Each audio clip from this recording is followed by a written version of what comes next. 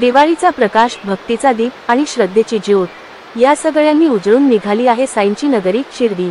दिवाळीच्या सुट्टीच्या पार्श्वभूमीवर देशभरातून आणि परदेशातून हजारो भाविक साईंच्या दर्शनासाठी शिर्डीत दाखल होत आहेत। मंदिर परिसरात दिवसरात्र साईरामच्या जयघोषात भक्तीचा ओघ सुरू आहे।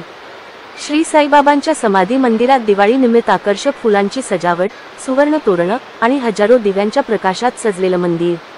भाविकांच्या डोळ्यांत आनंदाश्रू आणि ओठांवर जय साईनाथचा उच्चार असा भावस्पर्शी दृश्य पाहायला मिळतोय साईनगरीत। दिवसात दररोज 2 ते 3 लाख भाविक साईंच्या दर्शनासाठी शिर्डीत येत आहेत। रेल्वे स्थानक, बसस्थानक आणि खासगी वाहनांचे मार्ग सगळीकडे गर्दीचा ओघ सुरू आहे।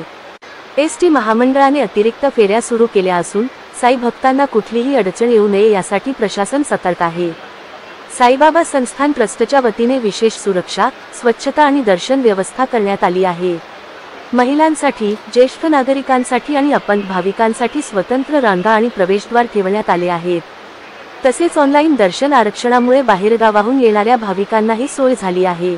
शिर्डीतील बाजारपेठा, हॉटेल्स आणि धर्मशाळा भाविकांनी फुलून गेल्या आहेत। दिवाळीच्या निमित्ताने व्यापाऱ्यांनी खास सजावट आणि सवलती दिल्या आहेत।